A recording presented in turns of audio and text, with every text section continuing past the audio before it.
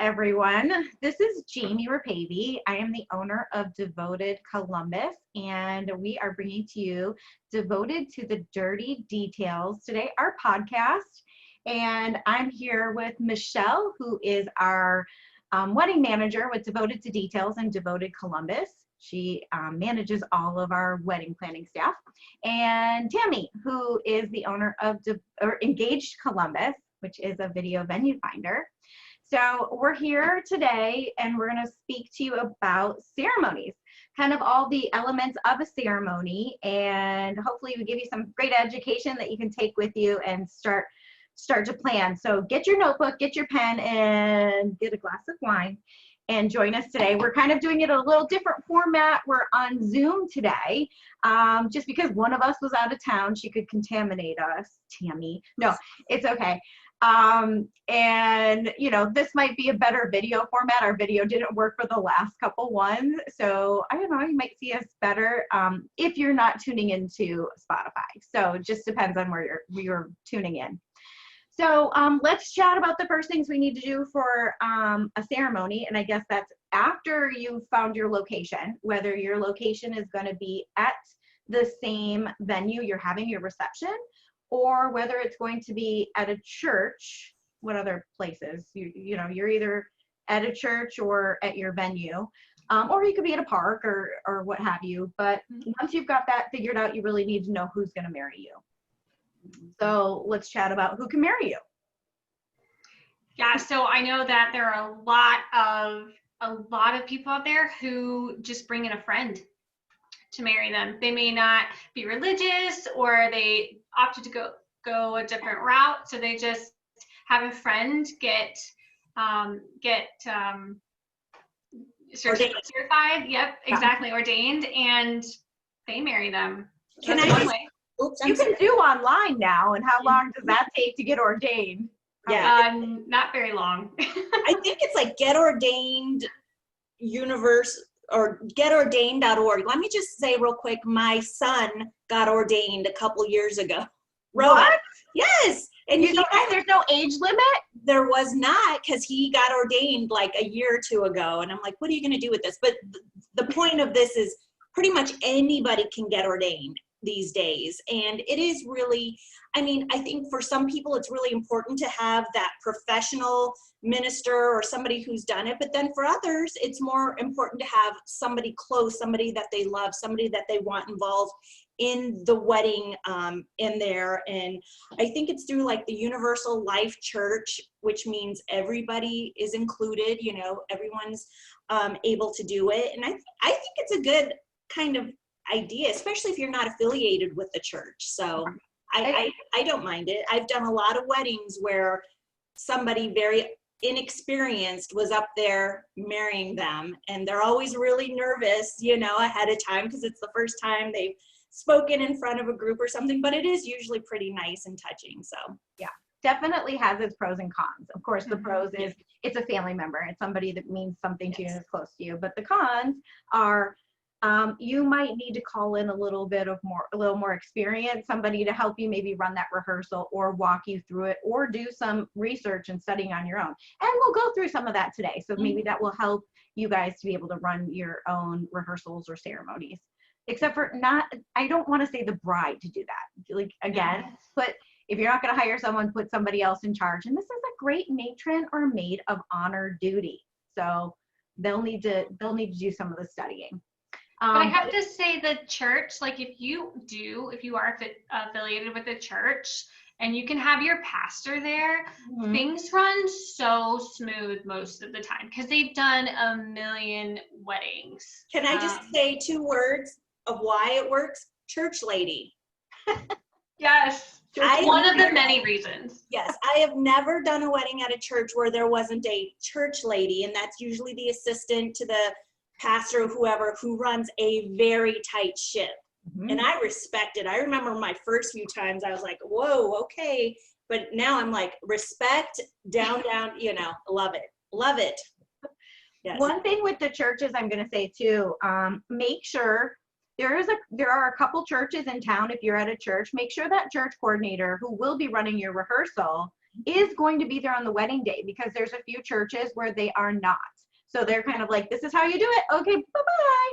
Good luck. And you might want to know that ahead of time. That doesn't mean you don't have to book that church. That means you might need to take extra precautions or preparations for that particular day, just so somebody can get you down the aisle, right? Yeah. But yeah, definitely the church.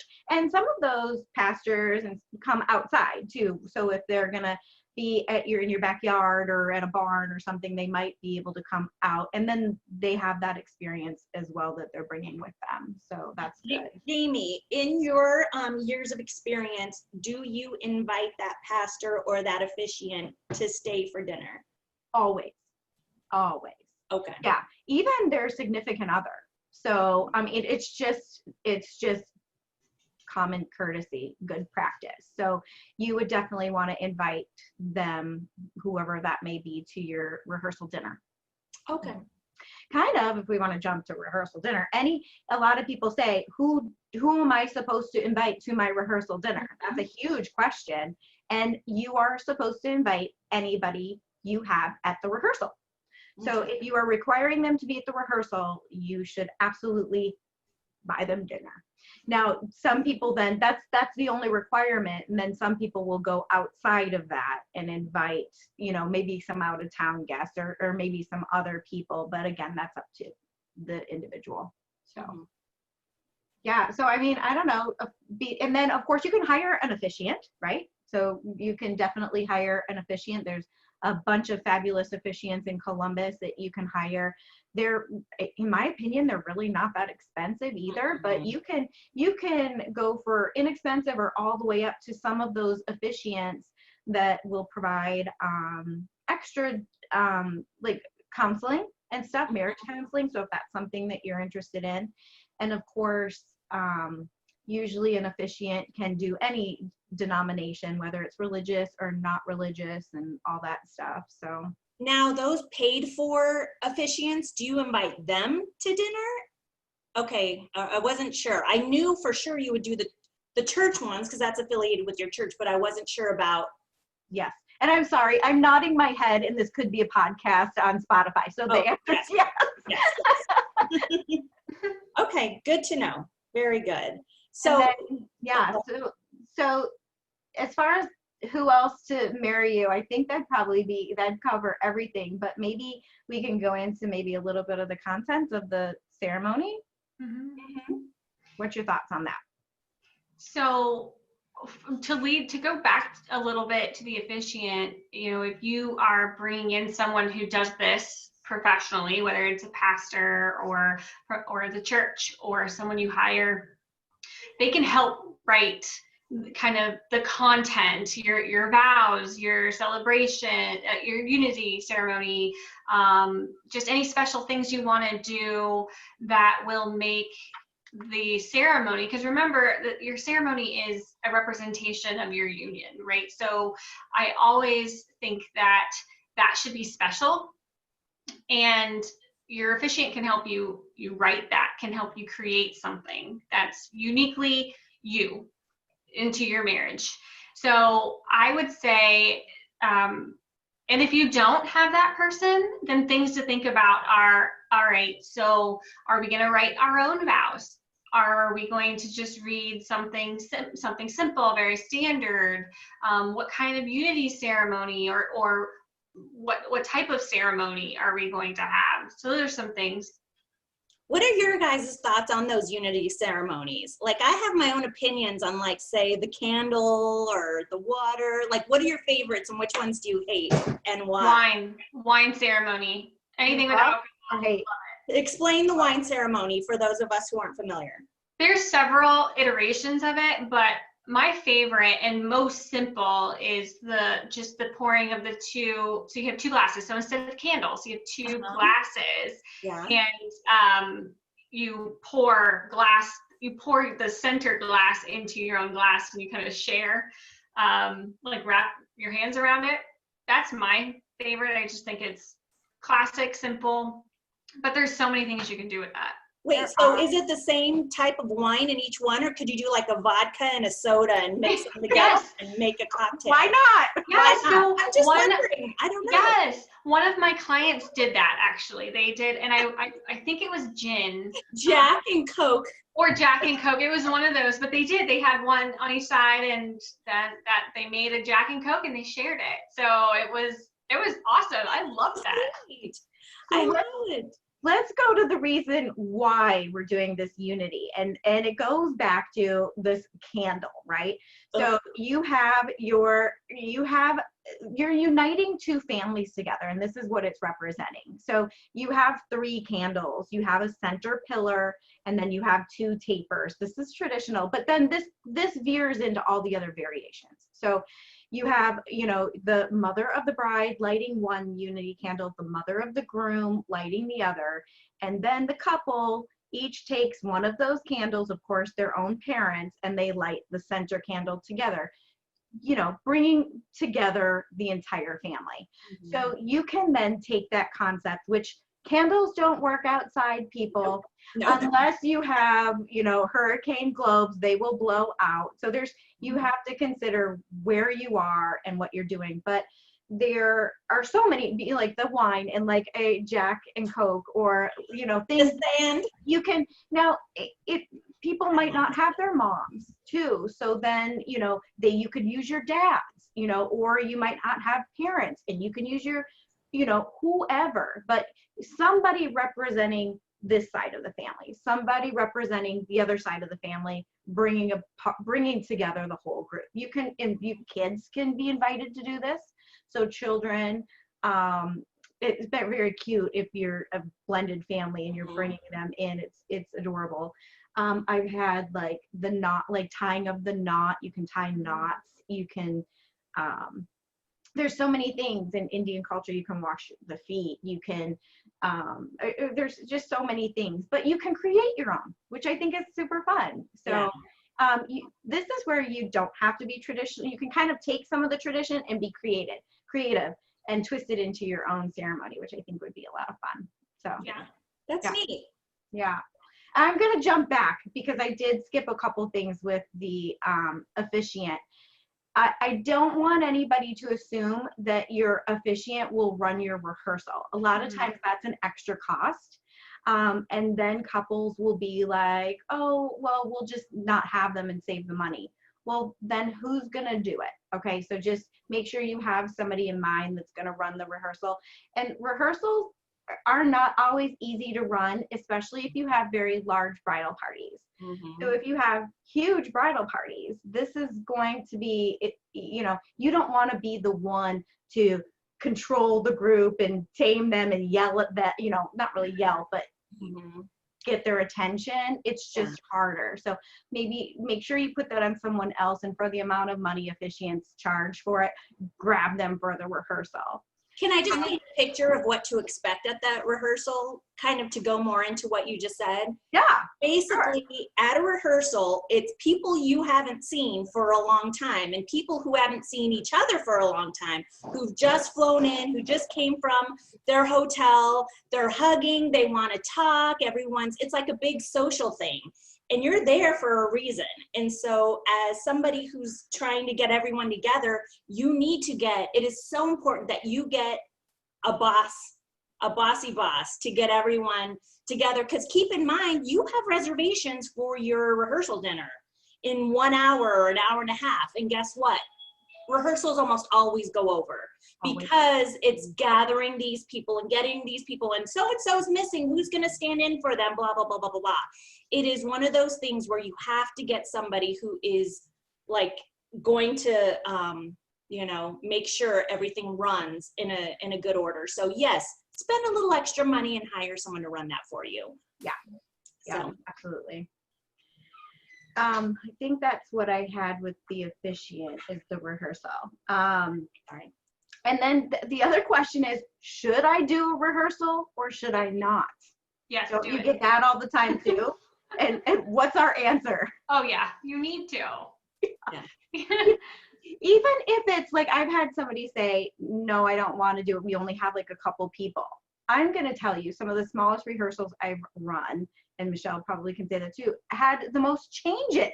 Like you run the rehearsal because you think this is how you want it, and then when you actually see it, where people are going to stand or how they're going to walk or where they're going to walk in, you end up changing that on the day of the rehearsal because you're like, oh, I didn't know there was this tree here and it's going to block the view of this person walking in or whatever. It's just not something you thought of in the beginning. So I'm going to say no matter how many people you have, a rehearsal is a good thing to do.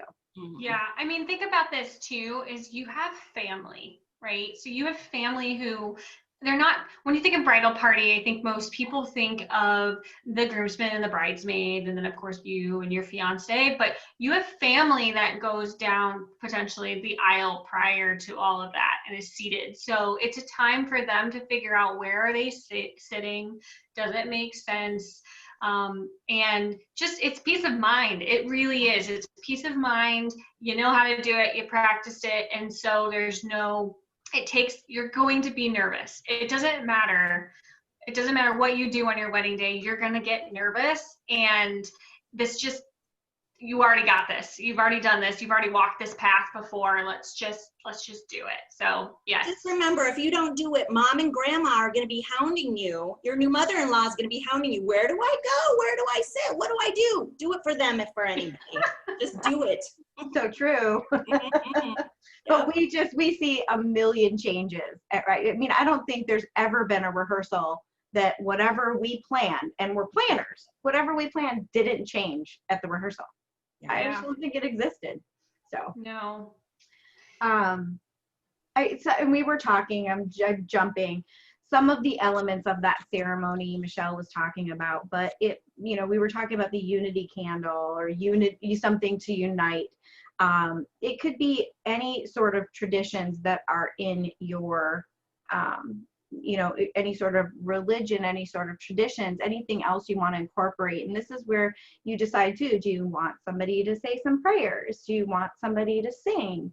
I'm trying to think of what other elements are in a ceremony. So I know that for my non-religious clients, sometimes poetry is a good incorporation if you don't have like hymns or readings from the Bible, and so that's really good, or just passages from books. So those are things that you'd have to plan out prior, of course, and then can be practiced during the rehearsal. So see, I'm all tying it back in here for you. But so that's a good option as well to make your ceremony special. Yeah. Mm-hmm. What other elements?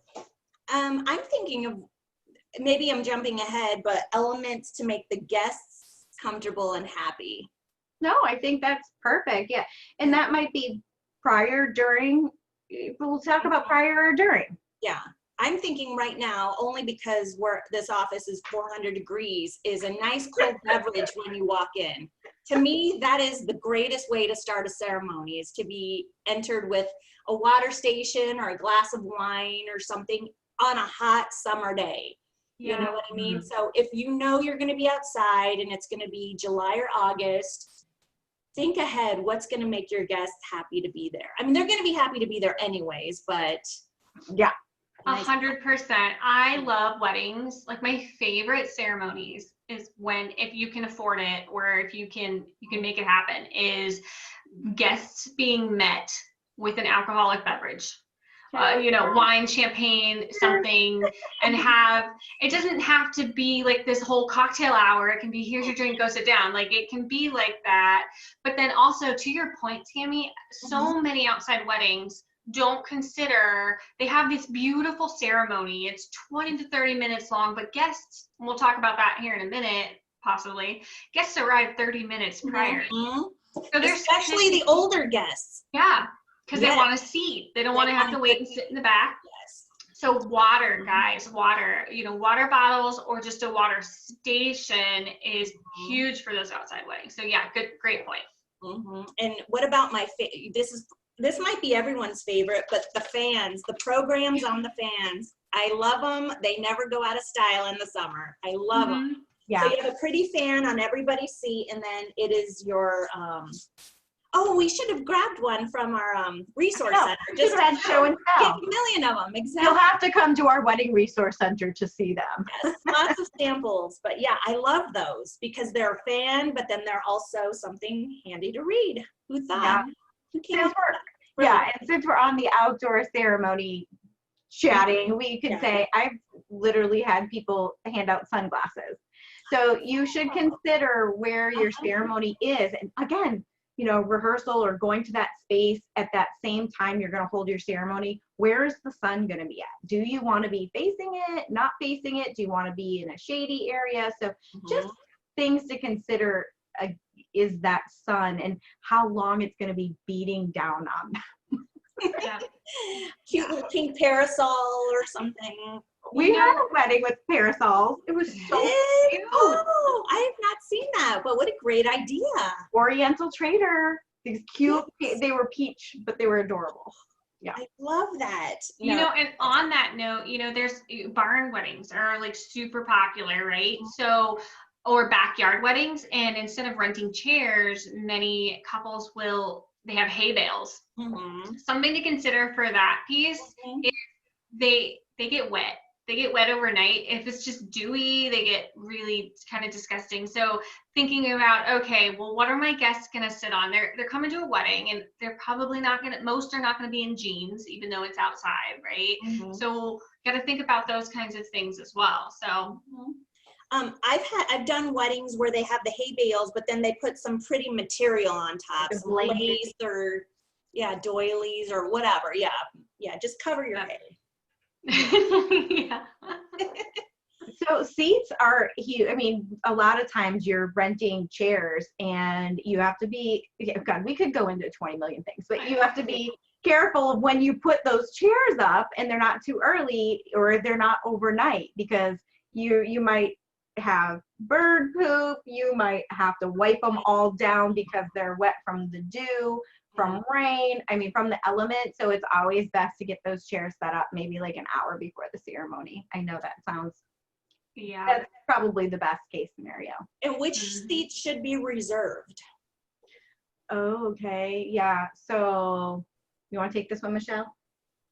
So it depends, but generally the first row is reserved for the immediate family. And so we're talking moms and dads in the first two seats, or if you have step parents, that first row, maybe siblings, maybe grandparents if they're walking down and can get up to that point.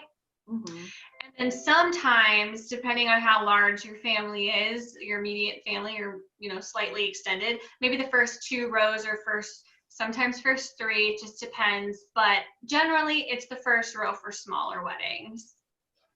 But that brings up a point too. I get this question a lot. Our clients don't always know how many seats are in each row.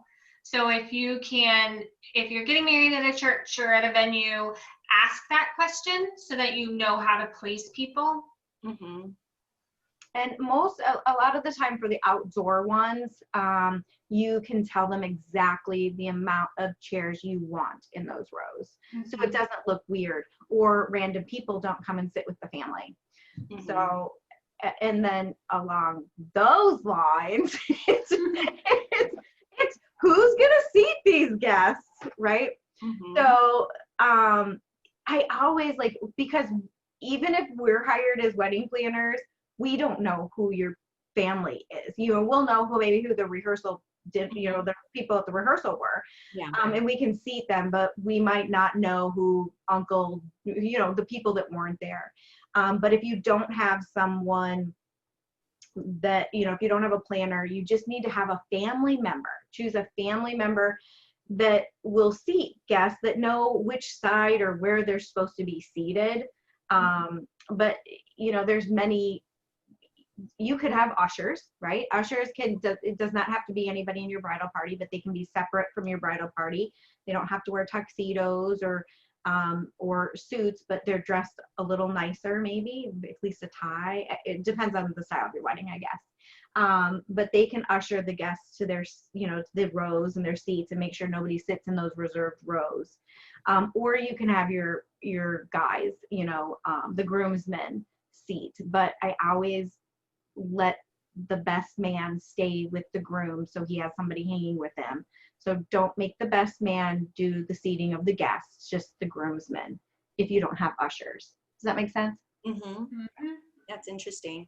So I was on our Facebook group called Ohio Brides Helping Brides the other day, and this is where brides ask each other questions and that sort of thing. So what, Jamie, I actually, both of you guys, this is a great question because I remember having the same question when I got married, but when it comes to giving the bride away or ushering, having somebody give you away, I know this gets sticky, and as time goes on, there's dad, there's stepdad, sometimes there's no dad, sometimes there's mom, sometimes there's brother.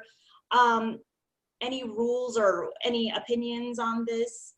That's so hard. It is a hard one. I'll tell you what happened in my family. So I have a dad and a stepdad, and my sister got married before me, and she had, I forgot which one walk her halfway, and then the other one walk her the second half.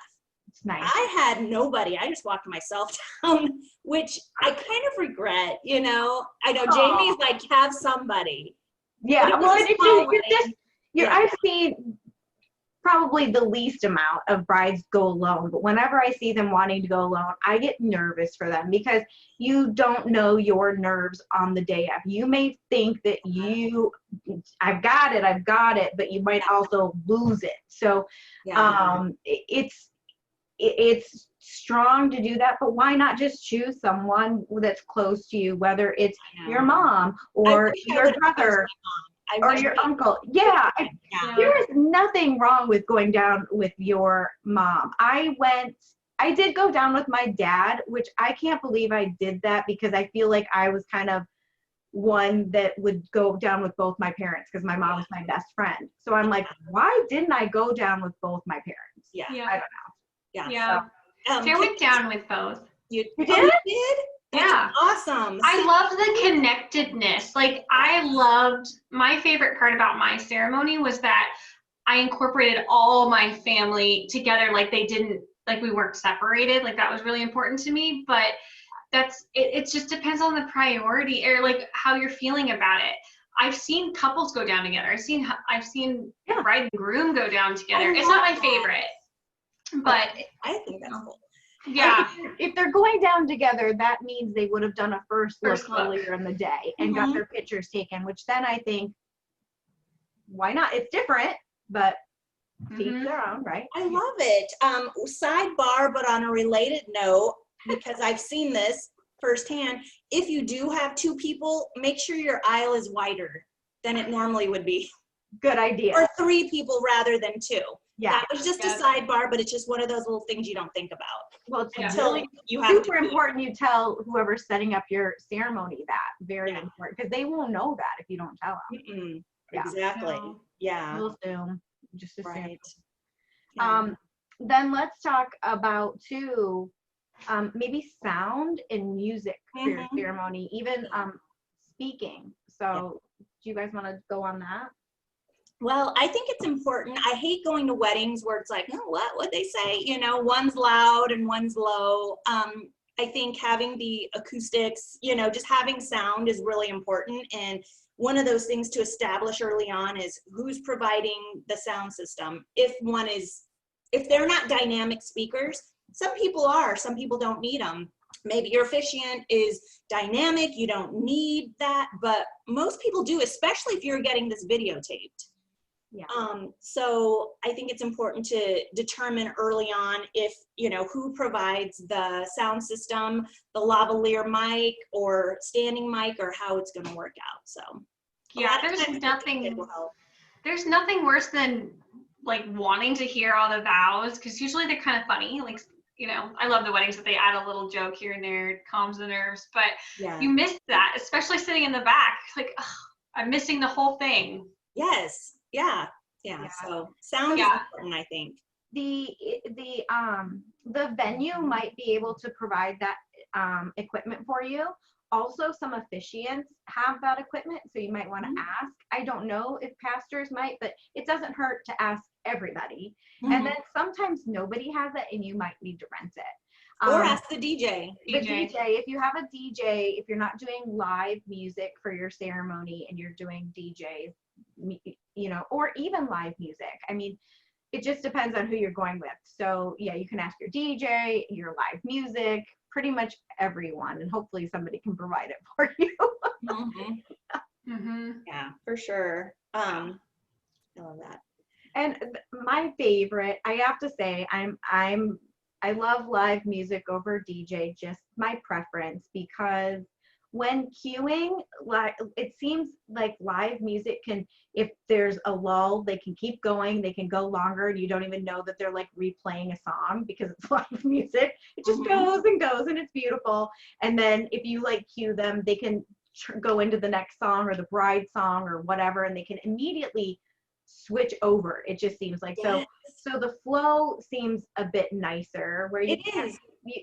I don't know, maybe you can do that with a DJ too, but the element of the live music and just that you don't get that every day. You know, it's No. something a little special. I'm picturing the bride and her dad or whoever approaching the altar. For some reason, live music knows how to wrap it up and make it stop right when they stop. Whereas like if you have pre-recorded music, it's like stop, you know, it's abrupt or turn it down. You think But it's, yeah, live music is primo. Yeah. and I guess it depends on your DJ. So, you know, if your DJ is used to doing a lot of ceremonies, he can probably work some magic and make that just flow very smoothly. So definitely ask, how many ceremonies have you done? What Mhm. happens if this goes longer? You know, just ask your questions but of course you're going to need music. So Yes. what I don't like is probably some of the weddings that we've had to do where we actually had to push play. So, and we've had to do that. That's tough, especially if something goes awry with everyone getting down the aisle, say a child or a pet, where things don't stay on time. I don't know if that's a good segue to children and pets, but I've seen some great things before. Yeah, it's difficult. It's the timing. There's no, I mean, I have a number of weddings, especially this year that wanted to, they kept it small. They didn't do a DJ. They just wanted us to play a Spotify, the Spotify, you know, playlist. Yeah. And it does get difficult to say, okay, I've got to time this out because I'm the one pressing play and I've got to figure out the volume and then cue up the next song and hopefully it doesn't start playing too early. So it does get difficult when it comes to that. Yeah. And remember, wedding planners aren't professional music players. That's not what we do. So it's always best to hire a music pro when it comes to that type of stuff. But Mhm. we're kind of here to help, but we're also here to guide into the best possible way that you can make this work out for you guys too. But let's talk about little ones and pets. I always say expect the worst and hope for the best, because I think if you go in with an open mind, you're not going to get disappointed. You know, kids are unpredictable. Come on. So our pets. And pets, yeah. Very much more so, I would Yes. think. They're not going to go down the aisle. Like, you just have to plan for them not going down the aisle. And then you have a plan to catch them when they don't go down the aisle. Like, Yeah. I do that with all my clients. Let's make sure there's a plan B if they don't go or they're grumpy. Because you notice that Yes. the little ones are Uh-huh. always waking up from a nap right Oh, before they yeah. go down. Oh, yeah. Always. They're Yeah. not. Always. Always. So in churches, there might be crying rooms, but wherever else you're having your ceremony, you might want to find one, because this is where you should be telling the parents, and you have every right, bride or groom, whoever you are, to tell the parents of these young ones, if they're going to disturb the ceremony, you need to remove them. Mhm. That's really important. That you only get this day once, and I have Mhm. literally had ceremonies happen with crying babies, Mhm. and the parents didn't remove them, and I'm like going, I'm like in the back going, oh my God, what's going on? Why aren't they taking the kid out? And I'm like, I'm going to go get, I literally, for one of my ceremonies, I carry lollipops, and I don't care if they were allowed to have one or not, but I went down the side aisle, I snuck, I gave that kid a sucker. He was quiet for the rest of the, and the mom was okay with it. So I was like, thank God. Yeah, that's an emergency. It's an emergency. I keep suckers in my 911 kit. Come on. So, or toys, if you're like trying to get the kid down the aisle, you get this toy if you make it down there. Dangle a carrot. Bribes. But the Yeah. cry, I just want, couples to know you have the right to tell your parents ahead of time to remove the crying kids.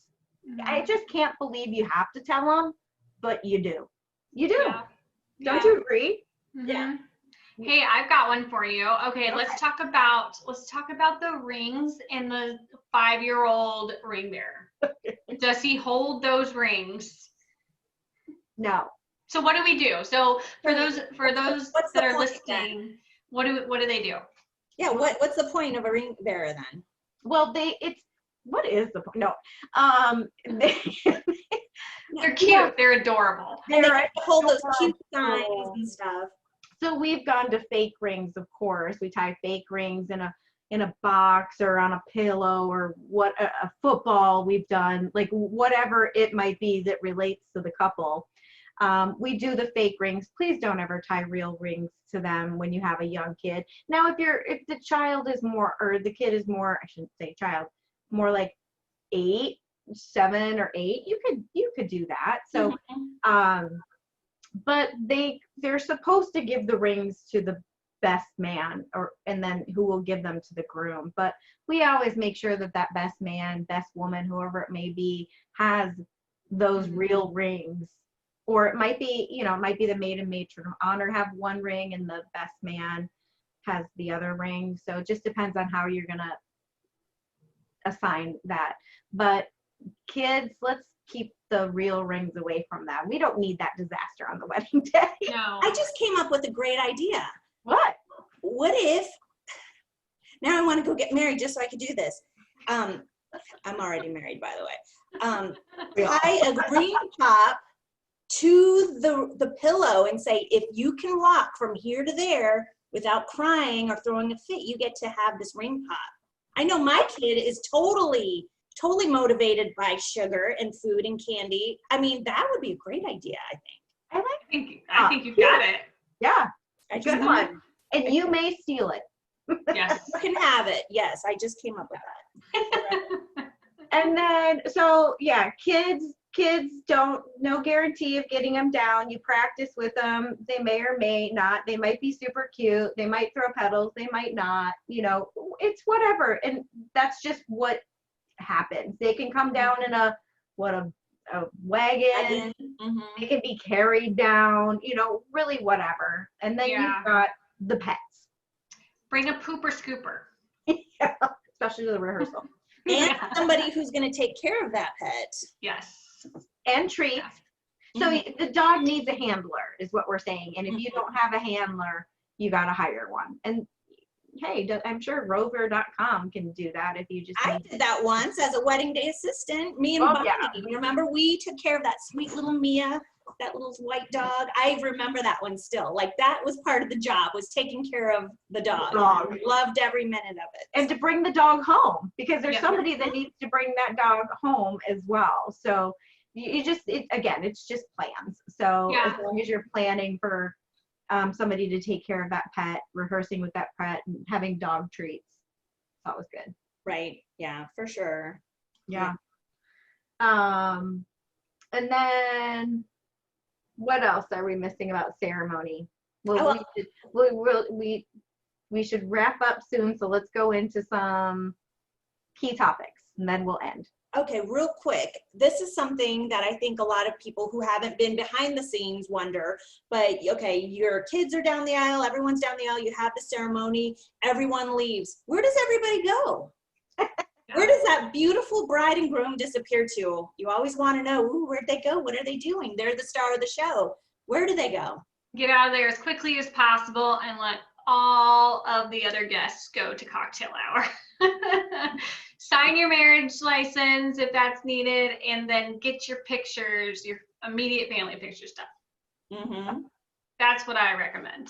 So And where it depends on where, like, as guests, where, depending on a church or a venue, if you're at your same venue.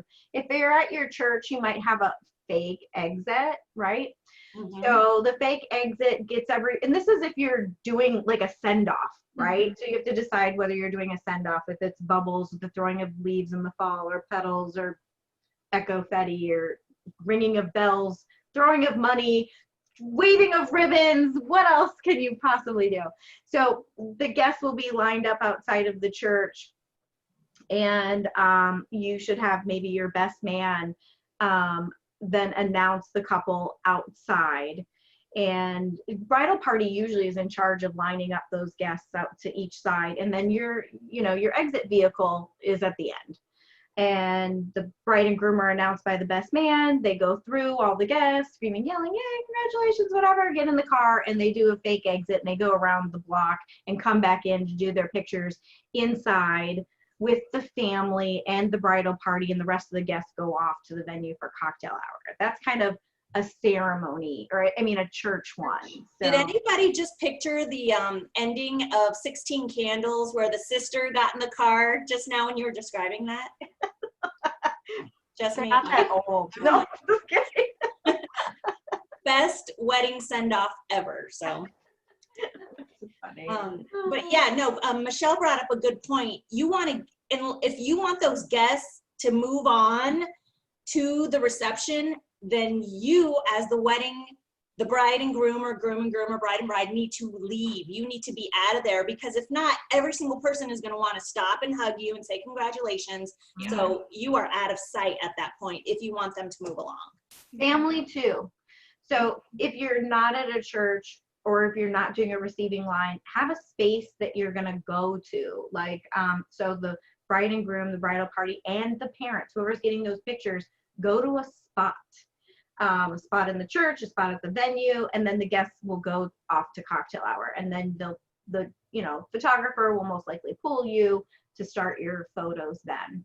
And if you don't, there's always a mom or a mother-in-law that stands out there and talks to Aunt Lucy from Tennessee forever. So gotta go pull her. Yeah. Absolutely. So here's something that I've seen a lot more recently at weddings is couples not allowing people to bring in their smartphones and take pictures at the wedding. Mm-hmm. Have you noticed this? I've seen a lot of signs like keep your phones off, or why is that? Yeah, I think the unplugged ceremony. Unplugged, yes, sorry. Yeah, Unplugged. I think that originally kind of started because guests were taking their cell phones and blocking the photographer, right? Mm-hmm. So, or other guests around them. Mm-hmm. And I think there's other reasons for it now. I do think that people want their guests to be engaged more, because if you're sitting there, you know how we are on our cell phones, right? My generation, right? We sit there on our cell phones. We have to have everything captured on Instagram where it didn't happen. So it's a way to be engaged and not on social media. And another thing I think is that they don't want it on social media, at least not right away. I think they want to keep it intimate. Mm-hmm. Just my 2 cents on it. Yeah. No, I like it. Yeah. And of course, turning the ringers off. There's Of always course. somebody, like just ringing during the ceremony. Oh my gosh. Yeah. Can you imagine catching that on video? You have a videographer and that's all you hear over your mouse. Oh my gosh. Yeah. And then if the video goes to that person and they're captured on video forever. Forever. Oh, the shame. The shame. Shame. Oh, I love it. I would stop my ceremony and just be like, I'll wait. Turn it off. I wouldn't. Oh my gosh. So Jamie, you had mentioned something that I haven't really seen too often, but the getting the pictures of like the bride and groom and the officiant with their back to the crowd. Oh, I have not seen that, but have you guys seen this? yeah. I mean, it makes sense though. I mean, you do tell the bride and groom to stand or bridegroom, groom, to stand like this. Do you know what I mean? So their sides are to the crowd, I guess. Mhm. And then, many times we have seen where the bride and groom stand facing the guests. I did that. I did that for my ceremony. So the two of us faced our guests, and our officiant stood in front of us. And With their back to the crowd. the officiant, yep, with the back to the crowd, and they could see us. They could see, and we were just facing them. And this was 20 plus years ago too. So I heard of it, I don't know when, but I just thought it made sense. Like, why do we want to look at the bride and groom's back? We want to look at their faces. So who cares about the officiant? I'm sorry. But no, we do care. They're marrying them. They wouldn't be married without them. But the bride and groom need to be the center of attention. So Yes. yeah. All right. No, that's good. yeah. The only other thing would be, well, there's plenty of things, like little small things we were going to talk about, like making sure, like, are you doing a guest book or not doing a guest book? A lot of times that guest book at a church or anywhere can hold up the crowd. So many times somebody needs to pull that guest book to get those people seated and keep everything on time. So I found a lot of couples opting to do, if they're doing a guest book, or it doesn't have to be a guest book, it's signing of something, it's puzzles, it's love letters, it's wishes, it's whatever. They'll do that now during the cocktail hour, which gives the guests something to do, and it gives them time to think about what they want to say. So I liked that has kind of moved that way. Have you seen that too, Michelle? Yeah. Yeah. Mm-hmm. So, and a lot of times I just want to say too, for that ceremony, you are going to have some kind of decor, whether it's on the altar, whether it's an arch for your ceremony, or columns, or candles down the aisle, pew bows, or bows on chairs, or whatever, wreaths. That all can be repurposed. Make sure that you have somebody, whether it's the florist or somebody else, take all of that lovely decor and repurpose it for the reception, and maybe add to your head table or make it look beautiful. So just a way you can get two uses out of the money that you have spent, right? Yes. And then, okay, what else? Anything else for ceremonies? I do have Sure. a story. I have a story. You want to hear it? Oh gosh, I love a good story. Start from the beginning. So I'll tell this story. This was a home. I hope I haven't said this already. This was a ceremony that took place at a home, and they had a lot of land right on their property, but past some trees. So you had to go, it was a little ways. You had to kind of go out and around to get to the ceremony area. So rain was coming in, and it was holding out. It wasn't going to happen, but we're like, okay, I was talking to the mom at the time. Okay, we need to make a call whether you want the ceremony to happen or not. We just need to wait a little longer. We need to wait a little longer. So we're waiting, and guests are arriving, and they decided to have open bar before the ceremony. It's at a home. Okay. So the guests are having a great time, and they're like, I'm like, I need to know, because we have to move, our whole staff has to move the chairs under the tent. So she wouldn't make the call. And I'm like, oh my gosh, you have to. So now it starts to rain. So I'm like, okay, what do you want us to do? Let's just wait for the rain. I'm like, oh my gosh, are you kidding me? So I'm like, at this point, let's just have the ceremony in the chairs, where they're going to sit for the reception. And she's like, no, let's just wait. I'm like, are you kidding me? So the rain stops. My entire staff goes and wipes down all the chairs, and then the sun comes out, and we start telling guests to go and have a seat, and it starts raining again. Mm-hmm. So they all come back, and now we've waited so long, the guests are trashed. They're trash, and it's before the ceremony. Mm-hmm. I'm like, should we shut the bar down? We need to shut the bar. And she's like, okay, let's just do the ceremony under the tent. So we threw together 2 rows, like just a row for the mom and dad on each side. Threw an arch up. I think we grabbed the arch from the ceremony and brought it under the tent. and had the ceremony take place with the guests still at the reception drunk. They were all drunk. So I don't know what the moral of the story is, but you do need to have a wedding plan, and you need to make a decision and have a decision maker that can make a decision quick. But what do you do when it's the mom of the bride and she's the one that pays the bills? You Nope, do what she gotta- says. So Mhm. Yeah. it still ended up being a fabulous wedding, but it started off quite crazy. I love a good California style. I think that's what they call it when everyone sits at their, Yeah. It is. It I don't is. know where that came from, but I love a good California style. Mhm. What would they have done without? I just want to say, you don't have to hire a planner, a wedding day assistant, but what would they have done without one? I don't know know. what that mess would have looked like. Yeah. I don't know if they would have gone down the aisle at that point with drunk I don't- guests and I don't know either. I don't know that the ceremony would have happened. They probably would have went right into the reception. Right, and just got married later on in the night. Just had the Yeah. ceremony later. Oh my gosh, so crazy. Or that. So, Anyway, yeah. No, I like to read the questions that brides submit on Ohio Brides Helping Brides Facebook group. So I would say if anybody has any ceremony questions or Yeah. any questions at all, put them out put there. them there. We Yeah. love looking at them and chiming in, and there's some great questions. Yeah, and for sure, we'll wrap up. Our next topic will be, we'll chat about the reception, but we just, we're here for you as resources. Many of the things we offer are free. If you ever want to email us at info@devotedcolumbus.com with your questions, we're happy to help. Gosh, I had a bride just the other day. She called. She thought we were a venue, and I go, "Oh no, I'm not a venue, but I'm happy to help. What are you looking for?" And she's like, "Oh, I need a place with a ceremony and reception on this date." And well, I'm like, "Great, I'll help." And she goes, "Let me get this straight. You're going to help me for free find my venue? You're going to call all these venues?" And I'm like, no.